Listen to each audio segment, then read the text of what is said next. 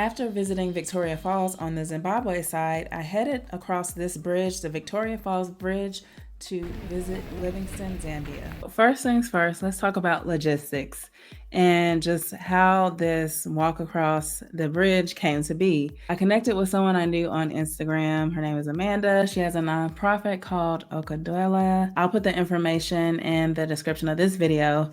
But she was not going to be there the time I was visiting, so she connected me with someone, and I did not have any phone service. None of usually my carrier would work in other countries, but most US carriers do not work there. I flew from Durban to Zimbabwe. When I got to Zimbabwe, I already knew to go between Zimbabwe and Zambia. I had to get a Kaza visa. It's $50, and that allows you access to go between Zimbabwe and Zambia. And the first day, as you saw in the previous video, I just rested and then went to go eat at the Boma restaurant. If you want to see that video, it is going to be in the right-hand corner of this video and in the description.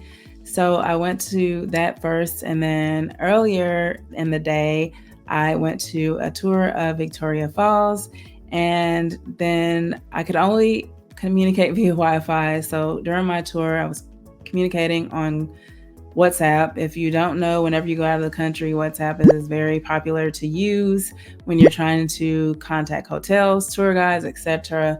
So we decided we were going to meet at the border. Yeah, no, this side, Zimbabwe.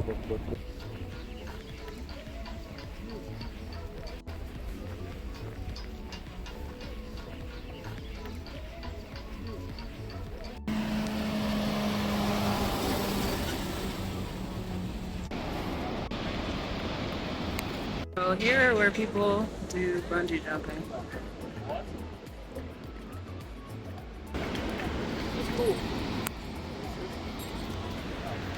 I didn't bungee jump, but I did have a chance to take photos in front of the entering Zambia and entering Zimbabwe signs.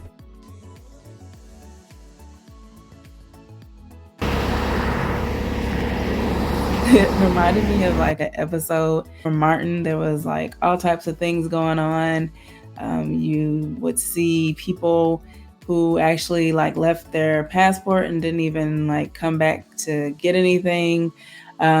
People go through that daily because they are going back and forth to work. I didn't record anything because usually you're not supposed to record stuff in the immigration office. Outside of the immigration office, there was like baboons and everything just kind of hanging out. I would say that process took me a long time. I would say the walk took about maybe 45 minutes, but then there was some time in the passport or immigration office that I had to spend. So once we crossed over and walked and got to the Zambian side, we had, he arranged for a driver to pick us up. He said, he really wanted me to get that experience of actually walking. And I thought it was pretty cool. Like, how often do you get to say you walked between two countries? It was really cool. And so then I went to a market.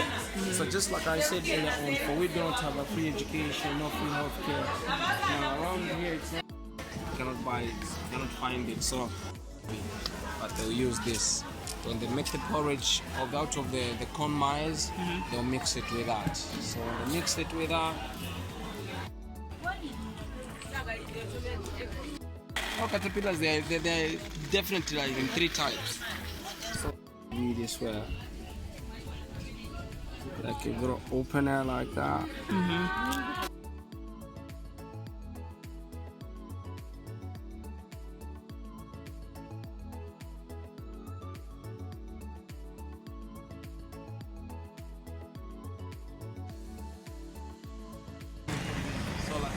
There are like 2 or 4 families here. They brought like. After that, I came back, and because I was on a tight time frame, I see people get that visa so they can either fly out of Livingstone or they want to go over there and stay more. So or you might be going into Livingstone and Zambia and fly into that airport. And then you might want to come over to the Zimbabwe side because there are different entry points to Victoria Falls and there's different things to do on each side. Watch my other video as where I talk about, Victoria Falls and visiting Victoria Falls. And once I got back to the Zimbabwe side, I had to take a taxi back to the hotel because it was a far walk. So that was roughly about $10-$20. You just have to negotiate and make sure, that person's actually, like, hey, I just want to go back here. During the walk, there was some people that were like kind of trying to talk to us, but it was cool. It was definitely hot. It wasn't like it wasn't a bad walk, but just like some people talking to me, asking me questions. So I was glad I had someone local with me. And I would definitely recommend if you are someone that's like into getting passport stamps or whatever, and if you have enough time to go between both countries. Options include, is if you don't want to do a walk, they have like tours where they'll take you across the bridge. They also have a train that has like tea time, food, and all that stuff on there. It's quite expensive, but I'll leave some links to that train. It looks like a nice experience, but I didn't do that. I was glad to be able to do the experience that I did. Train, which is the only train which uses coal. Oh, okay. Yes, so it's just used for dinner, Royal Livingstone. Afterwards, I headed on a sunset cruise that I booked through the hotel to see the Zambezi River. Cruise included unlimited drinks and hors d'oeuvres.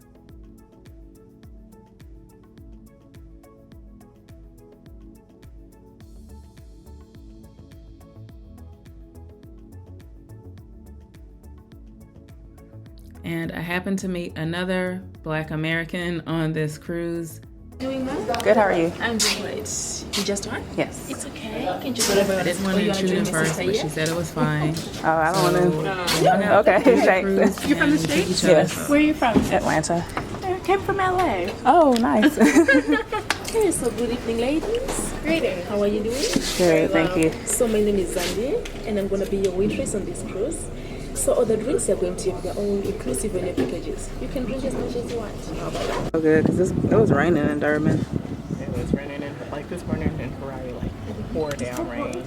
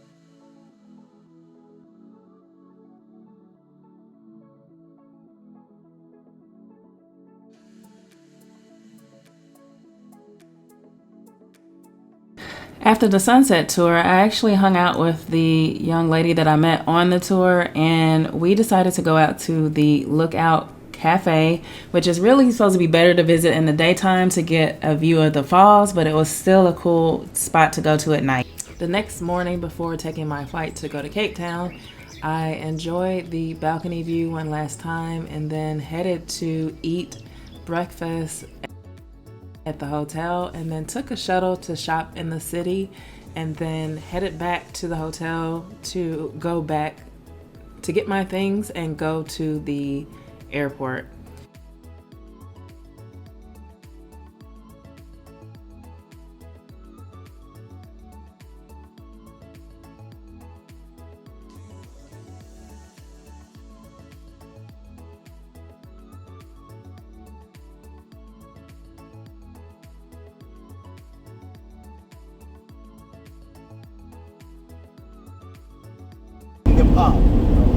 Then from there you can add any sauce, maybe tomato.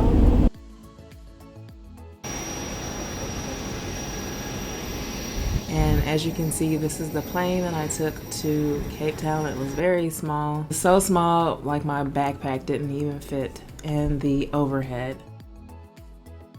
Alright, y'all, leaving Victoria Falls. Of course, headed to Cape Town.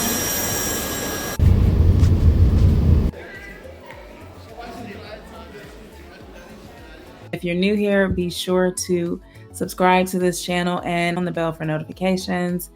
My next goal is to get 10,000 subscribers, so stay tuned. Once I hit that, I'll be giving away something to my subscribers, so make sure you subscribe and that you turn on notifications so you'll know when that giveaway happens.